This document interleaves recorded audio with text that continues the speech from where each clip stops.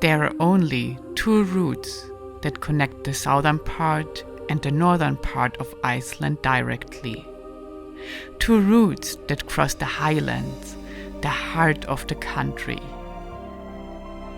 It sounded like adventure was calling, and we decided to take one of these routes. Join our trip on the famous Route 35, a motorcycle ride through the middle of Iceland, to hot springs and to rough beauty. A guide on crossing Iceland.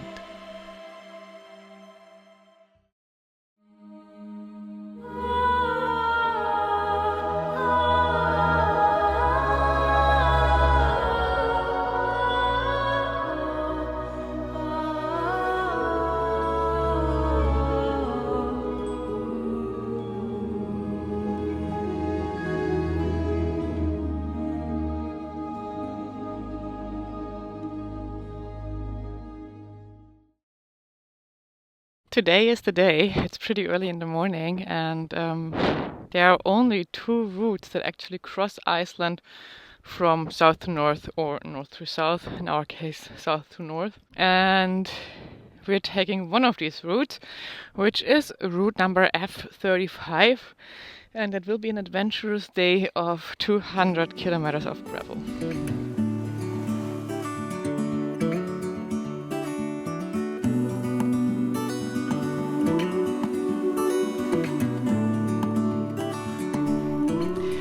Good morning, everyone. What a beautiful day. We are starting our ride here super early today because the route that we are taking is quite popular because it crosses Iceland. So it's 5:30 a.m. now, but it's actually amazing because it feels like the middle of the day because the sun rises so early here. The most southern part and beginning of Route 35 is still paved and leading to one of the biggest natural attractions that we had visited the day before, Gullfoss Waterfall.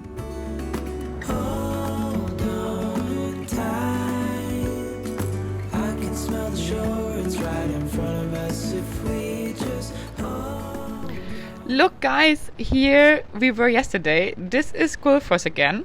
And it's completely empty today. I guess the only people who are here yet are the ones staying here in this guest house. So if you want to have an empty Gullfoss experience, just come here at 5 a.m. You're gonna be the only ones. Only a few hundred meters after Gullfoss, Route 35 changes completely and becomes a remote gravel road. This is where it starts. This is hopefully also where the fun starts, the real Route 35. Route 35 is also known as the Kjölo route or Kjalvego road and is 237 kilometers long in total. Most of the Icelandic roads cut into the highlands, but not all the way across. There are only two roads that cut all the way across, taking you between North and South Iceland. And Route 35 is one of them. So for us it was clear, this was our chance to traverse Iceland's highlands. It's really stunning here. All this ride has been very nice. I think going so early in the morning was a fantastic idea. The road is super easy, but at the moment also super dusty. So I really would not like to be stuck behind a crowd of bigger vehicles. So really nice to be. I mean, sometimes we meet some other guys, but it's more or less alone here. Nearly all of Iceland's inhabitants live on or nearby the coastlines year-round. That's why the country's interior section, known as the Highlands, is basically uninhabited. Because the conditions are far too harsh and the ground too uneven, permanent human habitation isn't an option. This makes the Highlands a wonderful area to visit and to explore the country's best hiking and scenery. Route 35, with its super maintained surface, is definitely one of the easiest options to go on this adventurous journey.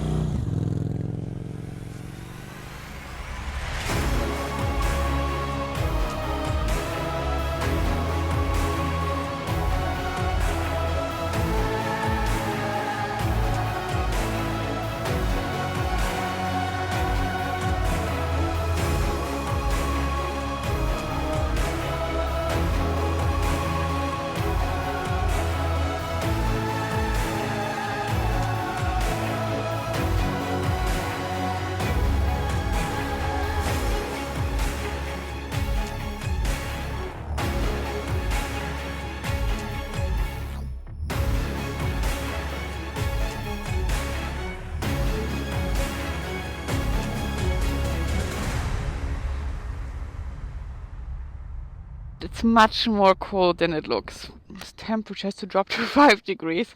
So it's a frosty ride, even though it looks super sunny. So unfortunately, the bright blue sky and sunny weather disappeared a bit. It's actually pretty cold at the moment, but we are proceeding much faster on the route than we thought. I think we soon must be about half of the way, and there we actually want to stop again. There are several little detours and excursions you can do when crossing Iceland on Route 35. The best option to explore the area is to stay at the few rare mountain huts and campgrounds and to explore from there. But it's also worth to cross Iceland on Route 35 in a day excursion like we did. We are approaching this crossroad now, and we want to leave Route 35 now for a little bit because there are some hot springs, and I don't know if I want to swim. Maybe it's too cold to take off my clothes, but we will decide when we are there.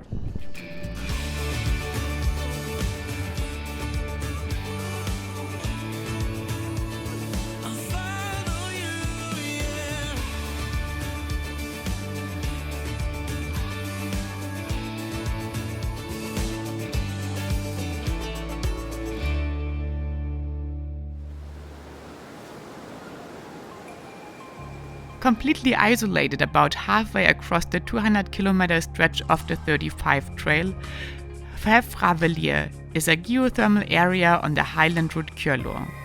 Placed at the end of the glacier Langjökull, it is a hot spring with smoking fumaroles and water holes that are bubbling. So I just met a got-to-go follower here, Walter, from Austria. World is very small. How do you like Iceland? Oh, it's wonderful. It's really great here. And he had just a dip into the warm springs here. Yes, it's amazing. It's 80 degrees and 200 degrees. You must look where you see it in the hot pot. And it's really hot. It's really fine. I think we are too lazy to do it, but I will show you some videos of this.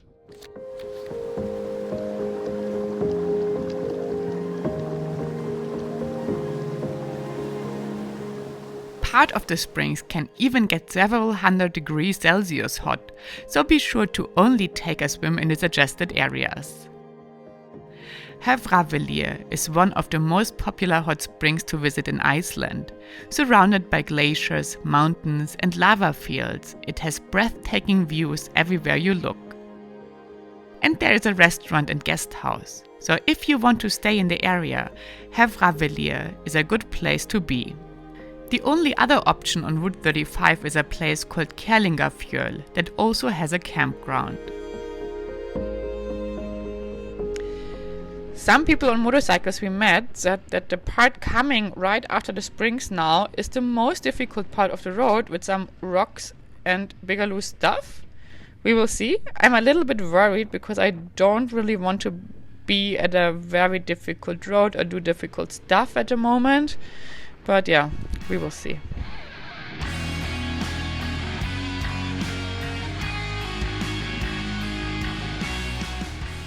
So here it starts. These are some potholes. Actually, that doesn't worry me whatsoever.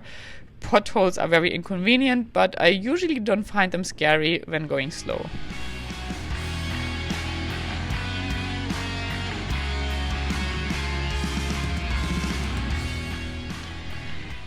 And here it gets much more washboardy and a little bit more loose, but so far not difficult.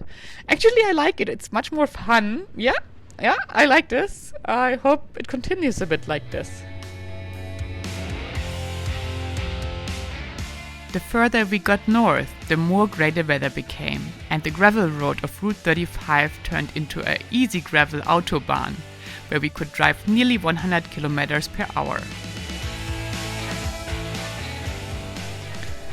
I don't know how this landscape would be in good weather. Maybe nice, because as you can see here on the right, there are also lakes and so on, but due to the excellent surface of the road and the weather, it feels much more boring now. I don't know if that's the right word, but we thought we would ride the whole day. But if we proceed at this speed, we will be done with Route 35 very soon, actually.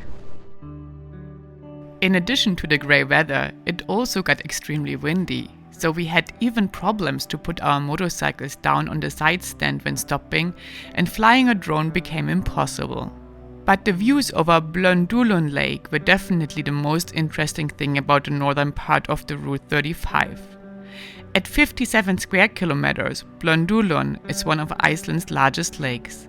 It was created in 1984 to 1991 as a reservoir for a power plant and has a depth of 39 meters.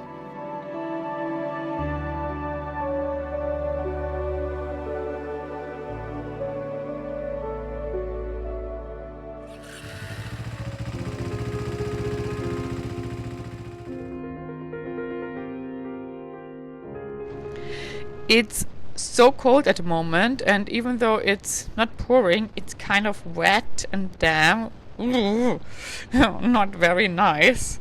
Yeah, but we are out of Route 35 soon anyways.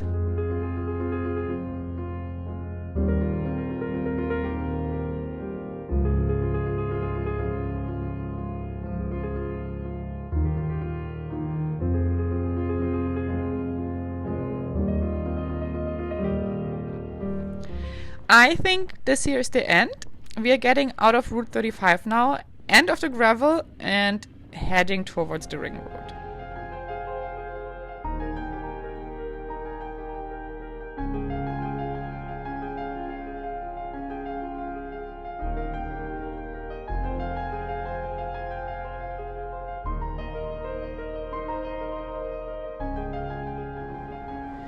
So we are going to this town here called Blönduós, I think. I mean, we were so much faster than we thought. It's just a little after lunchtime and we are already done with Route 35. But we are actually both cold and wet, so I'm happy that we don't need to do the 3-hour ride back to Reykjavik today. Instead, we found a little guest house that sounds actually great, and that's where we will go now. So to be honest, we thought this would be a full day adventure of riding, but we are now already in the place where we wanted to go, and it's 1, so we can't check in before 3. So this road basically was not as long as we thought, and we as well think that it would have been much nicer to only go like halfway to the place where the springs were, and then turn around. Because actually the last part, I don't know if it was the weather, but the last part was really not as spectacular anymore. The road was like a gravel autobahn and you could just go like 100. We were just blasting down all these kilometers in the end. So yes, first part super nice, second part I would skip it next time.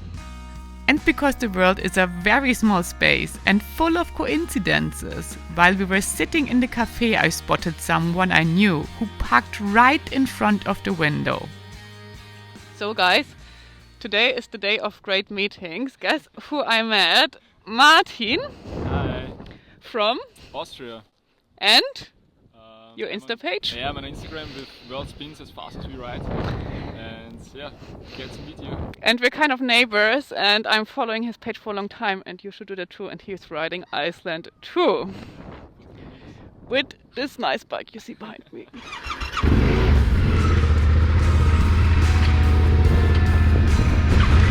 Goodbye!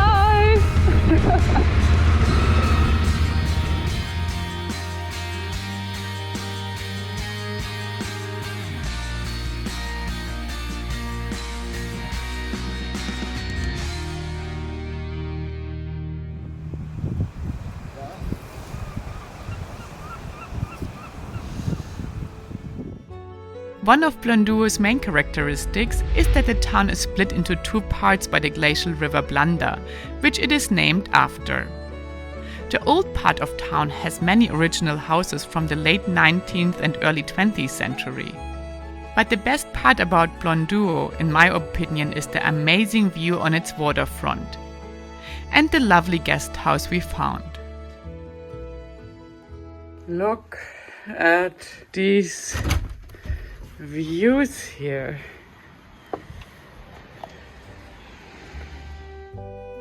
Brimslot Atelier Guesthouse and Restaurant is situated right beside the sea in the oldest part of the village. The accommodations are lovely renovated rooms in several of the beautiful houses of the old town. But the most special asset of the guest house is definitely its dinner.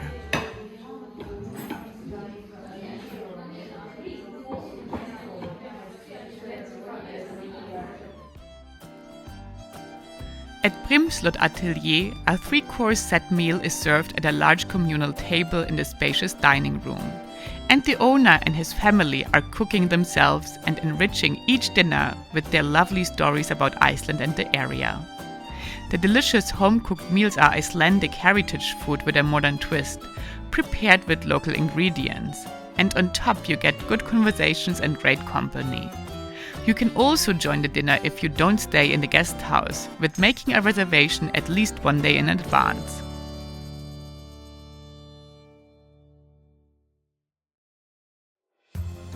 Guys, I hope you liked the big crossing of Iceland. If you did, give this video a thumbs up and let me know if you would have taken a dip in the hot springs or kept on your motorcycle gear in the cold. In the next episode we will return to Reykjavik, even though we are not done yet with exploring the highlands. But I will use this chance to introduce you to Iceland's capital, its best places to visit, its history, and the most pretty roads of its surrounding. Tune in next Thursday to Got to Go to Reykjavik.